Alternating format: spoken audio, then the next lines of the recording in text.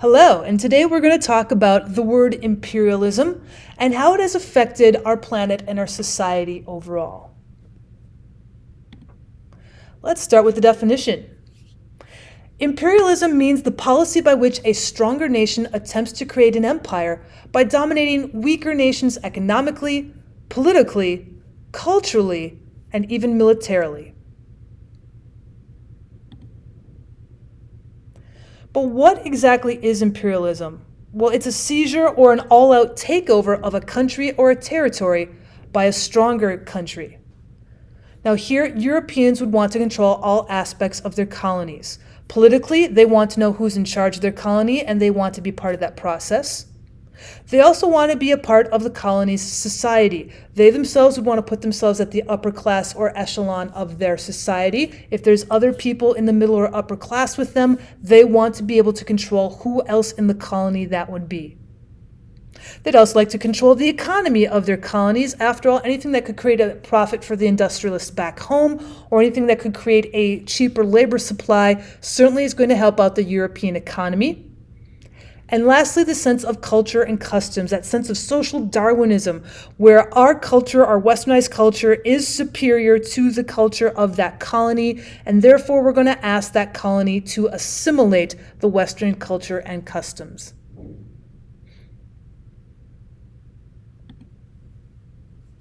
There are four major causes of imperialism. First, the sense of agricultural revolution, also the sense of industrial revolution, that sense of nationalism in Europe, and lastly, social Darwinism.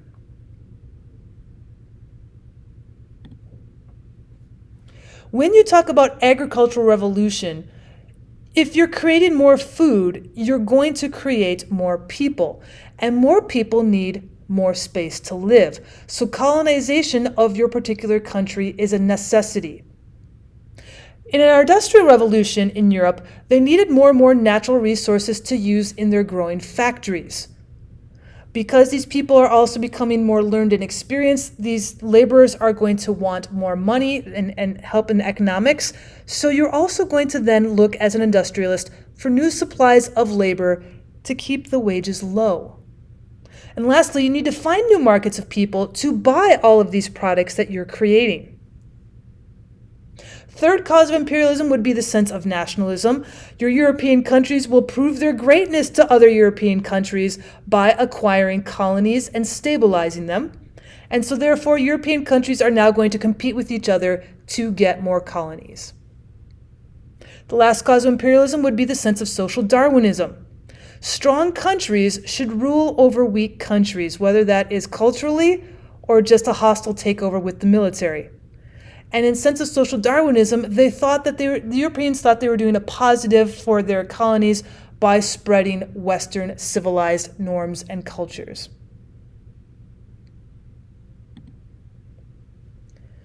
But out of those four, why do we believe that imperialism started? Probably mostly for industrial revolution. Nations did not have enough resources in their own country and enough cheap labor. And so therefore, with this increased need for resources, they needed to go out and start industrializing their colonies. They needed to produce also new markets to take those industrial goods to.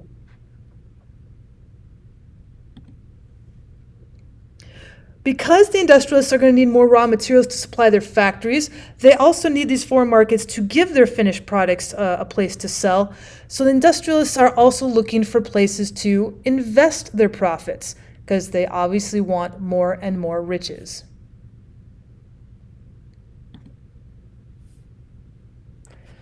But the other major key factor probably would be nationalism as well, which is going to be a key factor into starting World War I across the planet. When a nation has extreme pride in their country, it leads them to want more power over other nations, whether those are their colonies or whether they are competing with other industrial nations for the best colonies, the best products, the best source of labor. That certainly ties into nationalism.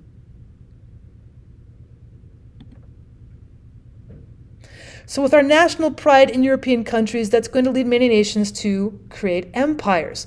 Most Europeans felt their nationality was superior to that of the Africans and Asians. Matter of fact, the English even boasted that the sun never sets on the British Empire because of the amount of colonies that they had created. Kaiser Wilhelm even said he wanted Germany to have its place in the sun. It wanted to also boast that the sun would never set.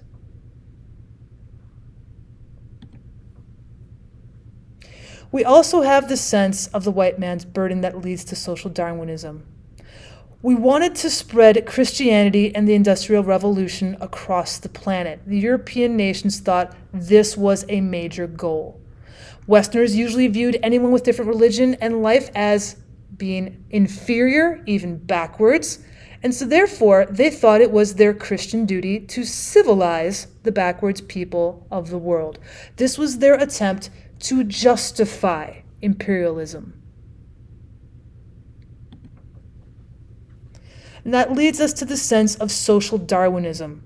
Darwin's theories of natural selection and survival of the fittest were used by many in support of the idea of imperialism. Many Europeans believed that it was natural and right for strong nations to conquer weaker ones. Now, defeating a weaker race, according to social Darwinism, could only strengthen the human race.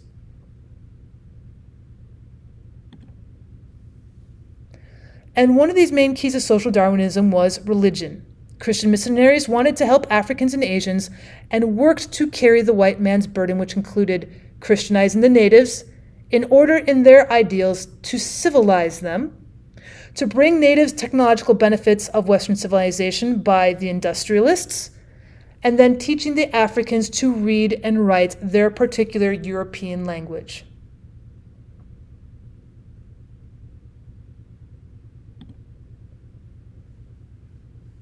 Certainly, there were economic motives in order to help with imperialism. The industrialized nations sought first and foremost not so much to assimilate and to Christianize. They sought raw materials. They sought natural resources. They wanted a cheap labor supply. They needed a new marketplace for manufactured goods. So in spite of what their thoughts were on how they were helping to improve other societies on the planet, the biggest thought of imperialism was an economic motive.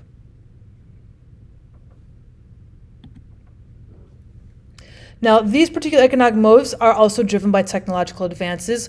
With the steam engine, we are able to get to places on the planet much more easier and have a cheaper method to bring raw materials into industry and to spread their products across the nations after they were created. With this better transportation also brought better roads. Eventually, it's going to even bring the ideals of having cars. We also see increased exploration is possible throughout the planet. The planet becomes much smaller, and communication lines will improve as our technology becomes more into the telegraph and then into the telephone and finally into digitalizing.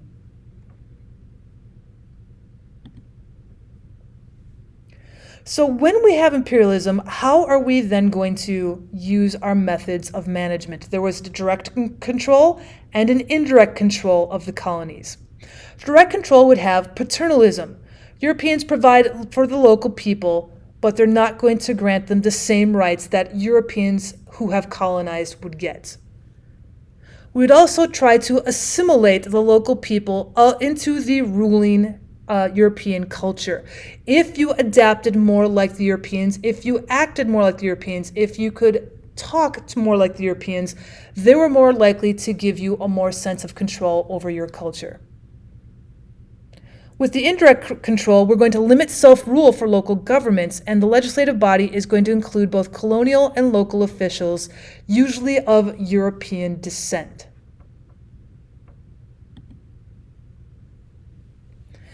So when we use the indirect control, where we're saying that you do have a local government official, you're still limiting the sense of self-rule. You are going to eventually take some of the colonists and create a sense of local government, but you're going to develop them first. The government institutions are going to be based on the European style. Perhaps according to what local society is, you might have certain local rules still established. but usually you saw a sense of direct control over the entire colony. There's no self-rule there. The foreign officials are brought in to rule, and your major goal is to assimilate. Your major goal is to basically govern in paternalism. Your needs are being provided for, but the colonists are not given any rights.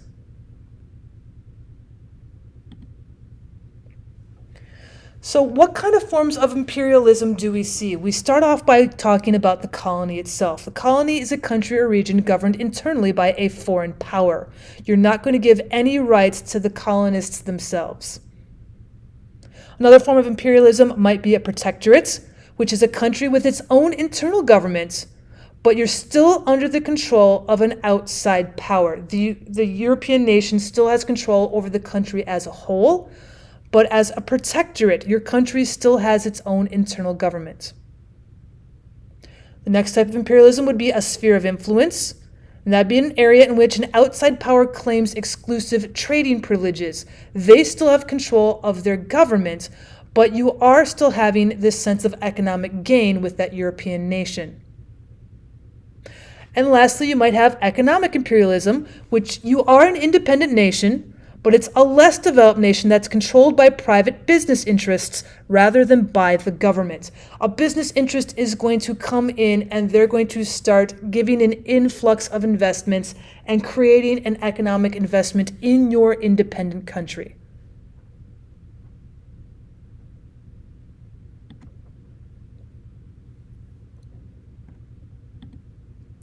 So when we look at the forms of imperial control, when we have this sense of a colony, that's where most of the European nations went. They wanted to be able to control everything. But there were some protectorates that they would have. Usually their colonies would be across Africa, where they thought that they had inferior colonies, and therefore everything would have to be provided for. When we start looking at the idea of a protectorate, maybe perhaps an example would be the British sources in India, where there was their own internal government, but still basically India was under the control of an outside power of Great Britain. With spheres of influence, the outside power claims exclusive investments or trading rights. We see a lot of this going across China and even into Southeast Asia, where an outside power wants to have exclusive investments. You should only trade with France. You should only trade with the Dutch Indies or Germany. Your government still is in control, but there's going to be a lot of influence on investments or trading with just one particular country.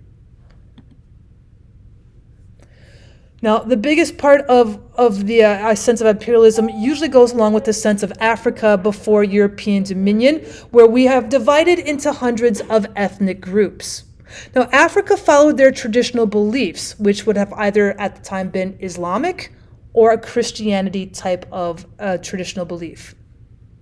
Now, before European dominion, you would have nations that ranged from large empires to very tiny independent villages. It's practically incalculable how many different ethnic groups there were in Africa before the European dominion. Now, the Africans then, of course, would also control their own trade networks, and Europeans basically only had contact on the African coasts. But by the time we look at European imperialism in 1914, basically the entire continent of Africa had been imperialized, and usually only by 7 major European countries. So you can see a lot of France in the blue mapping. Great Britain in the purple also took over almost half of the continent itself. You also see Germany and Spain having their separate areas. Portugal does have a couple towards the parts of South Africa. Belgium has the Belgium Congo in Central Africa. Italy does have its small parts for trading areas around Morocco, and then of course down in the Yemen parts. And there was a sense of independence. There was still one sense of independent nation in Africa by the time imperialism was at its highest in 1914.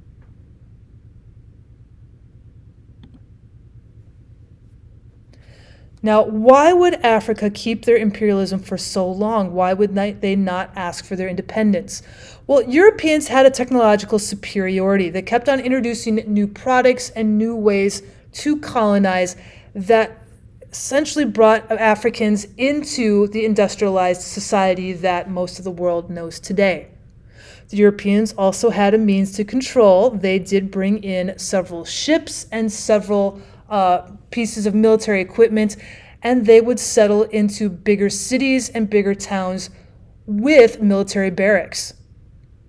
Now, also promoting imperialism as one positive, they would actually bring in new medicines and would actually prevent African diseases. They were actually prolonging several African lives with this sense of new medicines. So even though imperialism usually has a negative connotation, there were some positive factors with imperialism into Africa. Now, in 1884, there was the Berlin Conference in which European leaders literally divided the continent of Africa. No African ruler was invited to the Berlin Conference. There was also little or no thought about the complex differences in ethnic groups. Europe literally carved up the African continent. And by 1914, the only time we're going to see independent nations in Africa are going to be in the eastern side, where you have the independent nations of Liberia and Ethiopia.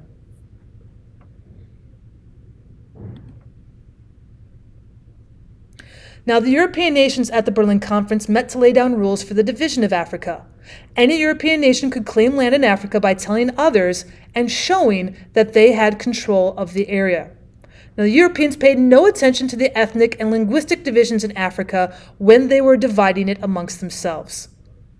And of course, you have to remember, there were no African leaders that attended this meeting.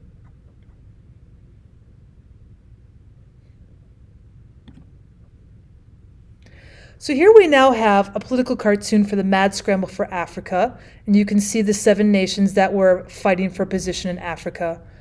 And the Berlin Conference basically led to the situation of World War I, and then even after World War II, you're going to see a scramble for independence of African nations in the 1950s and 1960s.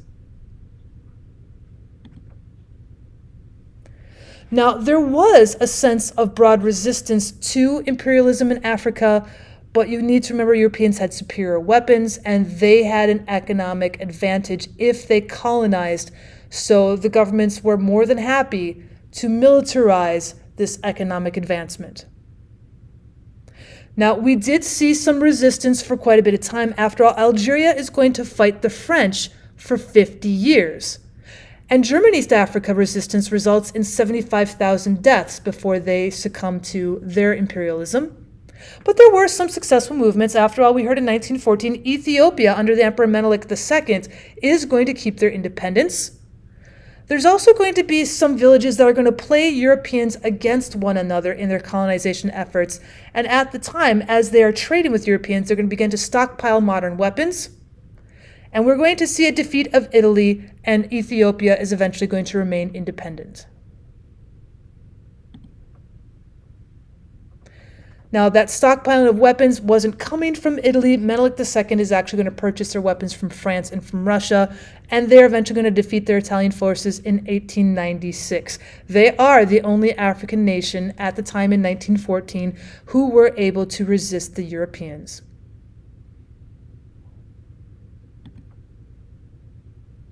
Now, the positive impacts of colonial rule means there's going to be a reduction in local warfare. After all, with all the different ethnic villages and ethnic empires that were surrounded in Africa for thousands of years, you're going to see a tampering of local warfare. The colonization of Europe, they're not going to want warlords, and so warfare is going to become a minimum. It also is going to improve the sanitation, the hospitals, and the education of the African populace. Because we want to push westernized ideals, you are going to have a westernized education, but it is at least going to provide a reading and writing education of the local population. African products are also become quite popular in the European market, and so therefore you're going to see some economic gains in the African markets. It's also going to improve the infrastructure across the continent as a whole. You're going to see dams, you're going to see railroads, telephones, and telegraph lines stretching from the north to the south. By the time 1914 comes along, most of the African continent is going to have a sense of improved infrastructure. But of course, the negative impacts are going to outweigh the positives. You're going to lose the land. We have this 1884 to 1885 Berlin Conference that carves up different empires into different nations. Germany's going to grab some pieces, and Belgium's going to grab some pieces of empires that should have been tied together. You're also going to lose the independence of the local rule of government, and of course, just even the independence of a person. Death is also going to be caused by new diseases and resistance of diseases. Granted, we do have sanitation and hospitals coming in, but Europeans are also going to introduce new diseases. You're going to change cash crops over, which is going to result into famine. Instead of growing enough food to feed the population, we're going to use that farmland to create cash crops to bring back to Europe. And so there's going to be a lot of famine of the local people. You're going to see a breakdown of traditional culture and the establishment of European boundaries, in which you're going to have a huge problem even today about African nations deciding where are their boundaries and territories, where are their ethnic groups actually resulting on the land.